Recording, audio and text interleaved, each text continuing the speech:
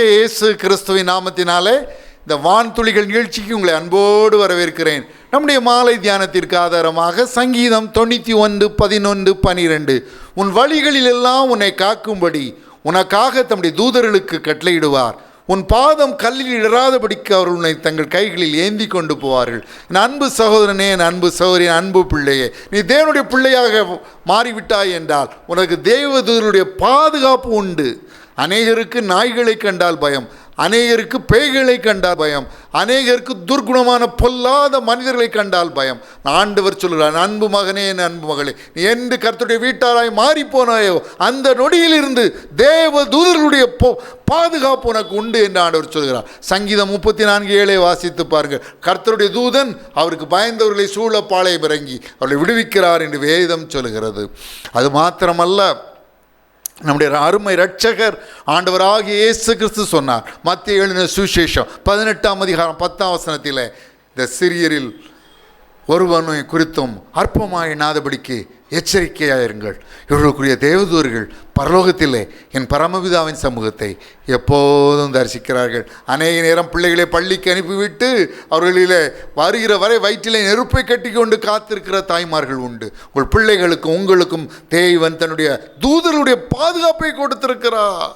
தூதர்கள் பராக்கிரமசாலிகள். எசேக்கியா என்ற அரசனுக்கு வாழ்விலே ஒரு பிரச்சனை வந்த பொழுது எதிரி நாடு அவனை வந்து பலவாய்ந்த சக்தி வாய்ந்த ஆற்றல் வாய்ந்த ஒரு எதிரி நாடு அவனை எதிர்த்து படையெடுத்து வந்தபோது தேவன் தன்னுடைய ஒரு தூதனை அனுப்பி 1,85,000 எதிரி வீரர்களை ஒரே நாளிலே ஒரே நொடியிலே சங்கரித்து இந்த அரசனுக்கு பாதுகாப்பையும் வெற்றியையும் கட்டளையிட்டார். அதே தேவன் ஆண்டவர் உங்களுக்கு உதவி செய்வார். மல்கியா 3:6 நான் கர்த்தர், நான் மாறாதவர் என்று சொல்கிறார். தேவையில்லாமல் கலங்கி கொண்டிருக்கிறீர்களா? தேவன் உங்களுக்கு தேவதூதருடைய பாதுகாப்பை கொடுத்திருக்கிறார். தேவனோடு உள்ள உங்கள் உறவை சரி செய்து கொள்ளுங்கள். அவருடைய வீட்டாராய் மாறுங்கள். அவருடைய வீட்டார் என்ற பாதுகாப்பின் உத்தரவாதத்தை உறுதி செய்து கொள்ளுங்கள். ஆண்டவர் உங்களுக்கு தூதருடைய பாதுகாப்பை கொடுத்திருக்கிறார்.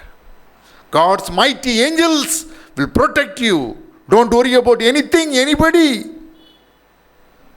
ஆண்டவர் உங்களுக்கு தேவையான பாதுகாப்பை தூதர்கள் மூலமாய் கொடுப்பார். நாம் ஜெபிக்கலாம். அன்பின் பரம தகப்பனே, ஏதோ ஒன்றை குறித்தோ, எந்த மனிதனை குறித்தோ, பொல்லாத துர்குணமான மனிதனை குறித்தோ, எந்த சூழ்நிலையை குறித்தோ பயந்து கொண்டிருக்கிற பிள்ளைகளுக்காய் நான் விசேஷமாய் ஜெபிக்கிறேன். உடைய பிள்ளைகளுக்கு தூதர்களுடைய பாதுகாப்பை நீர் கொடுத்திருக்கிறீர். நன்றி இயேசு சுவாமி. தூதர்களை கொண்டு உடைய பிள்ளைகளை பாதுகாப்பதற்காக நன்றி. நன்றி. சகல துதியையும் கனத்தையும் மகிமையும் வல்லமையும் ஒருவருக்கே செலுத்துகிறோம். இயேசு கிறிஸ்துவின் நாமத்தினாலே வேண்டிக் கொள்கிறோம் பிதாவே. ஆமென்.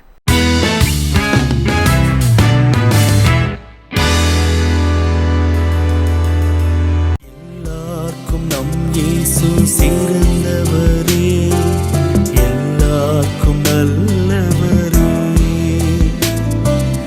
எல்லாருக்கும் நம் இயேசு சிறந்தவரே, எல்லாருக்கும் நல்லவரே. அலங்கார வாசலாலே பிரவேசிக்க வந்து நிற்கின்றோம். போற்றுவோம் தேவனை இன்றும் என்றுமாய். எல்லாருக்கும் நம் இயேசு. கிருபை என்றால் என்ன? தகுதியற்ற நமக்கு ஆண்டவர் காட்டுகின்ற இரக்கம், தகுதி இல்லாத நமக்கு ஆண்டவர் பாராட்டுகிற தயை, கொஞ்சம் கூடவே தகுதி இல்லாத நமக்கு ஆண்டவர் கொடுக்கிற ஆசீர்வாதம், இதை தான் நாம் கிருபை என்று சொல்லுகிறோம். எல்லாருக்கும் நம் இயேசு. ஜெபிக்கிற பிள்ளைகளுக்கு தேவையான கிருபைகளை தாரும்.